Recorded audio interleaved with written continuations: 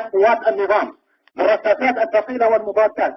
أما في مخيم درعا أيضا دارت اشتباكات منتصف ليلة أمس، وكانت الأعنف من نوعها بالأسلحة الثقيلة والمتوسطة بين أبطال الجيش الحر وقوات النظام على أطراف المخيم. أما في مدينة أنخل كانت أيضا اشتباكات عنيفة بقضية من البلدة بين الجيش الحر وقوات النظام المتمركزة باللواء 15، أي اشتباكات بالقرب من سواتر وتحصينات اللواء واستعملت فيها الأسلحة الثقيلة. أما في ناحية هاجم الجيش الحر كتيبة الرادار والتابعة لقوات النظام بالرصاصات الثقيلة الغازات على القصف الذي تقوم به هذه الكتيبة على البلدة القرى المحيطة به. واستهدف القصف مدينة نوى حيث قصفت بالمدفعية الثقيلة من المدفعية المتمركزة في تل الدافية على الحي الأوسط وترعى طريق السد، وجاسم قصفت مساء أمس براجمات وقصفت اليوم بالقنابل العنقودية، وستهدف القصف المدنيين العزل. وفي الكهوة وترعى البلد أيضا القصف مستمر منذ 4 أيام على التوالي. وفي عتمان استهدف القصف هناك منازل أمين، وفي الشيخ مسكين، وفي أنخل، وترعى طريق السد والإحراج، وترعى المخيم وناحته، وترعى البلد. أيضا في الشيخ مسكين سمع أصوات إطلاق نار من حاجز الزفة، وأيضا في نار كان هناك إطلاق نار على كل شيء يتحرك داخل البلدة، حيث استهدفت القناصات كل المارين في الشارع الرئيسي. أما بالنسبة للوضع الإنساني هناك نقص كبير في المواد الغذائية والمحروقات في درعا، وانقطاع الكهرباء والاتصالات معظم ساعات اليوم، ويزداد الأمر سوءا في موجة البرد التي تعم أرجاء درعا. انقطاع للمحروقات حتى وإن وجدت فإن أسعارها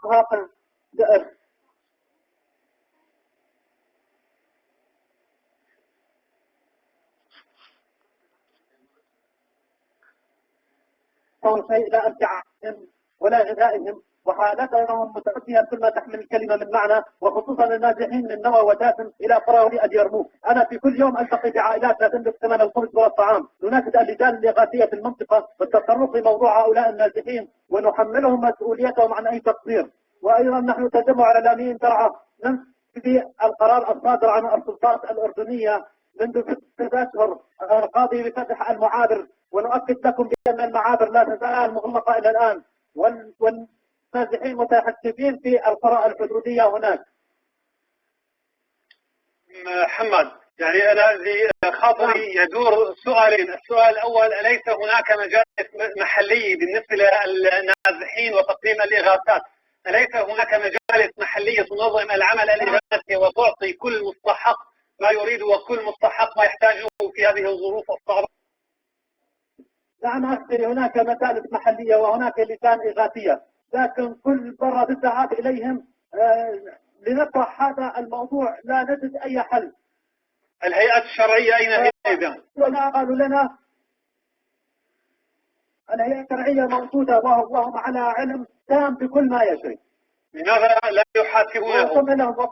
وقالوا لنا أن الجرحى هم نحدث المساعدة أكثر من هؤلاء الناس. ذهبنا إلى الجرحى لألتقي بهم فقالوا لي لن يمر عليهم أحد حتى ولو بكلمة حمدا لله على السلامة.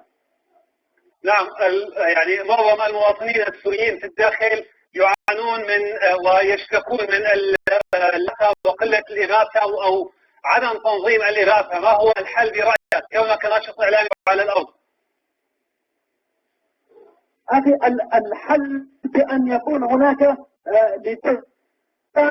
من الهيئات الشرعية مسؤولة وهي التي تكون مسؤولة أمام الشعب في الإغاثات المقدمة. نعم، إذا الهيئات الشرعية من واجبها أن تستلم.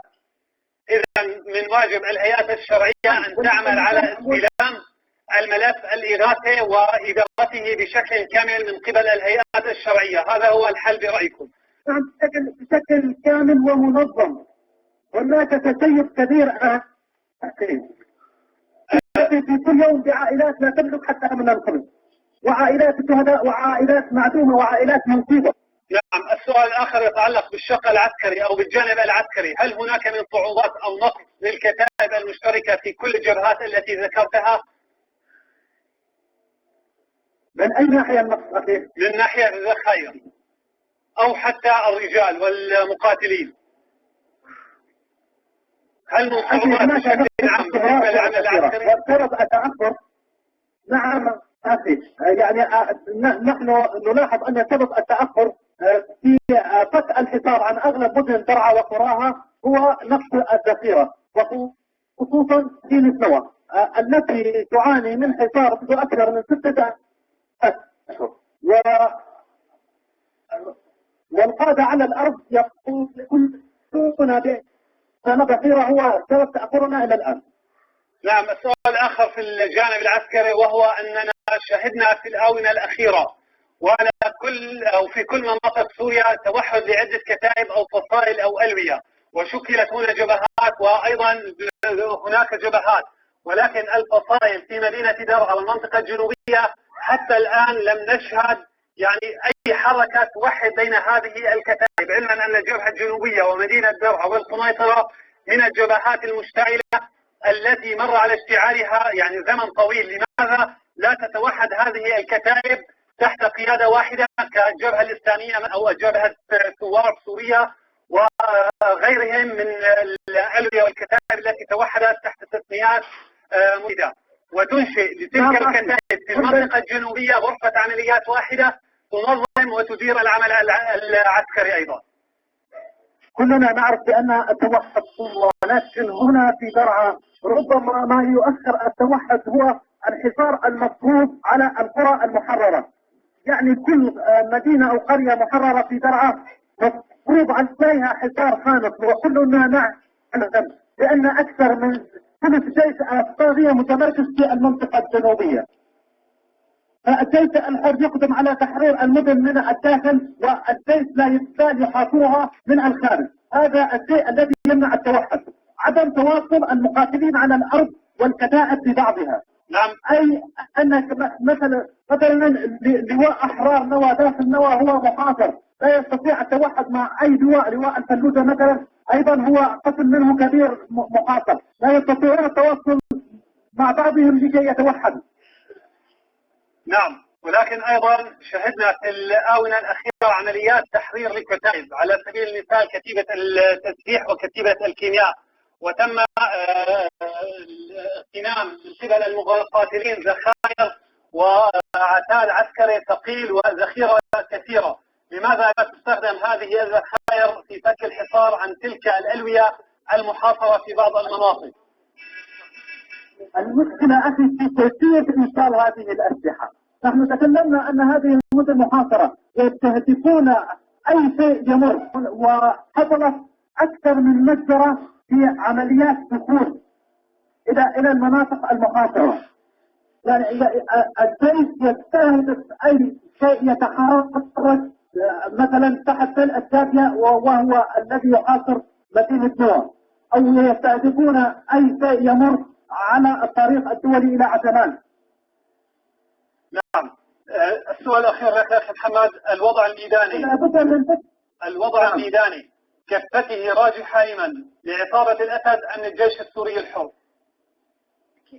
الوضع الميداني على الأرض نحن نؤكد أن 80% من الأرض في المنطقة الجنوبية تحت سيطرة الجيش الحر، لكن الجيش النظامي يسيطر على الإسرات الدولي والمناطق الحساسة، ونحن ندعو جميع الفصائل المقاتلة على الأرض بالتوجه للطريق الدولي وقطع سوق الإمداد الرئيسية عن النظام، فإن قطع الطريق الدولي هو قطع للشريان الأساسي الذي يغذي درعا والشيخ سعد، وهما نقطتان تمويل بالنسبة للأسلحة. نعم أخي محمد، بارك الله فيك وشكرا جزيلا لك، وضعتنا في صورة التطورات الميدانية والعسكرية وأيضا الناحية الإنسانية والإغاثية في المنطقة الجنوبية وخاصة في مدينة درعا. شكرا جزيلا لك.